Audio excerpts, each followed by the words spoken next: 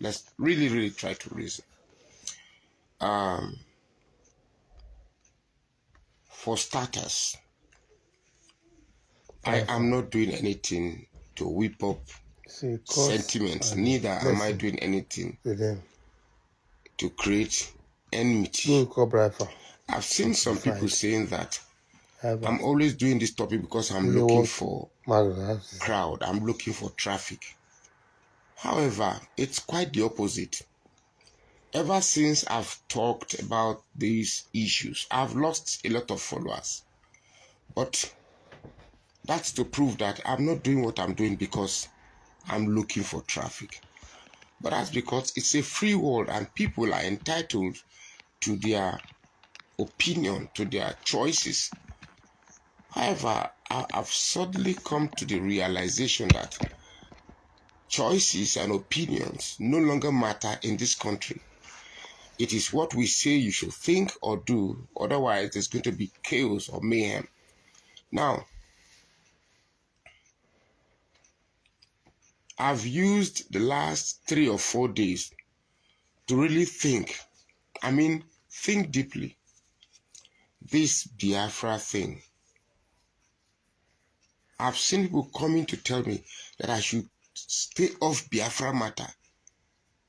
The sentence in itself alone is very annoying and insulting.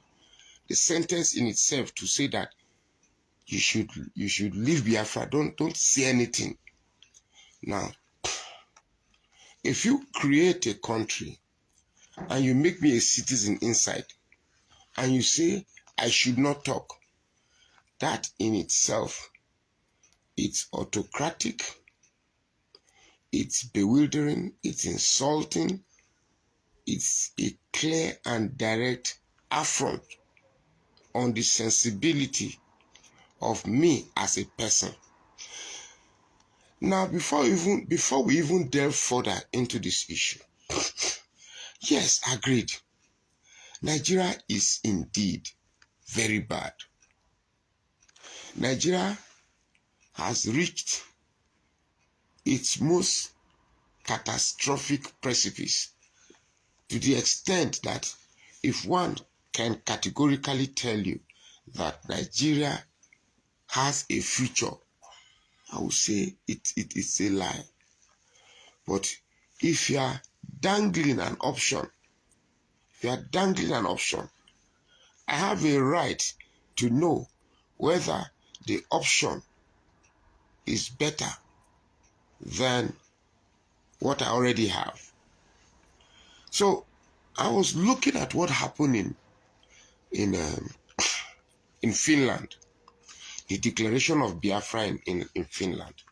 And I said, okay, let me take an objective mind and look at it and say, what if, for instance, we say that, yes, we like it, we want it. I ask you honestly, I ask you with all introspect to tell me if that thing is the Biafra you've been disturbing people's ear with, what we saw in Finland. Number one, you said Nigeria is a creation of Britain. Nigeria is a creation that forcefully interweaved people with different culture together, and therefore we have no basis to be together. Everything you have fought Nigeria for, everything you have accused Nigeria for, every bad thing that you have used to criticize Nigeria is the same thing you are doing, and you are doing it worse. My question again, should we now say it is different because it's an Igbo man that is doing it? And trust me, I don't have anything against the Igbo man. You know it. You know I don't have anything against the Igbo man. But to tell me that a group of people can just sit down and draw a map add whoever they think they want to add, write a constitution, draw a currency, appoint people. I mean, even the Fulanis didn't do their own like this. So the Fulanis did not do their own like this. Okay, let me tell you something. Like I said, let's just say for starters, we decide to accept all these things happen. What has happened in Finland. And if you're an Igbo man, what has been declared in Finland does not open your eye to the fraud associated with it. If you really, really think that this group of people are actually fighting for freedom for you, then, excuse me, then your stupidity is factory made. Your stupidity is made in Germany.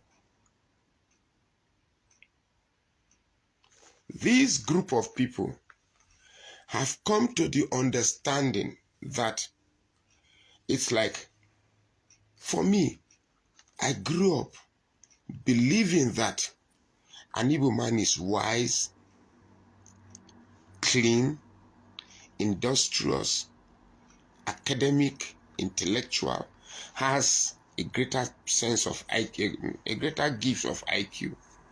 But it's like the only thing that activates his mumu is Biafra. Once you mention that Biafra, he recalls the Civil War.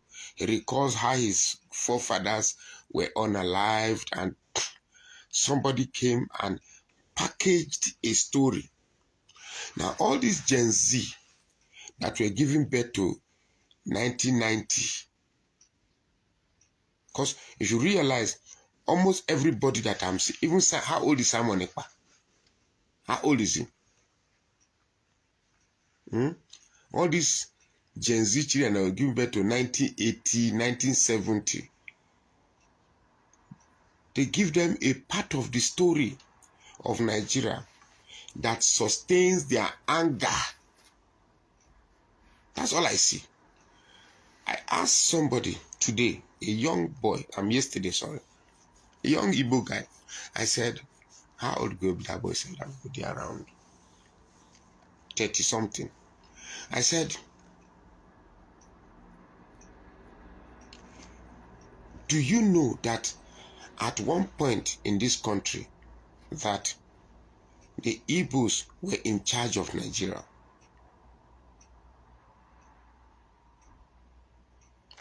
Do you know that Igbos were in charge of this country? When you were in charge of this country, why didn't you turn this country to that El Dorado that you seem you want better? Because I've seen a lot of, I'm somebody who has fought for Igbos. I've fought for Igbos. I've done everything to create that empathy.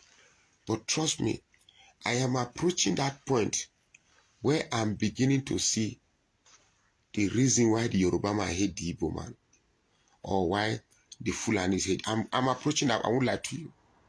I'm approaching that point. Because when I read comments, see the way you behave, I just wonder, what is going on?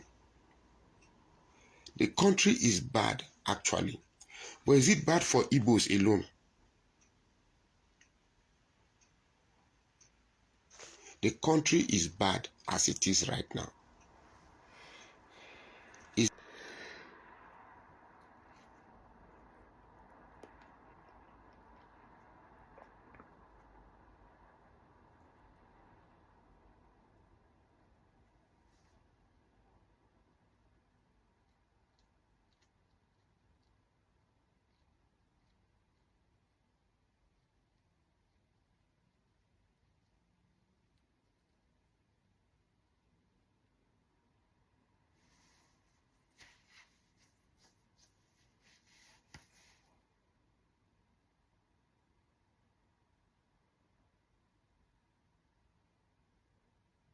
The problem of Biafra in Nigeria I've been very heated up. In fact, I had to look for a way to duck it, because anytime I say something about the Biafra, where I crucified, that's Kobo goat. So, can we realize Biafra in a lifetime? Because the mirage, they have done everything to isolate Biafra public. For the page and like, subscribe to my channel on Abraham. Thank you and God bless you.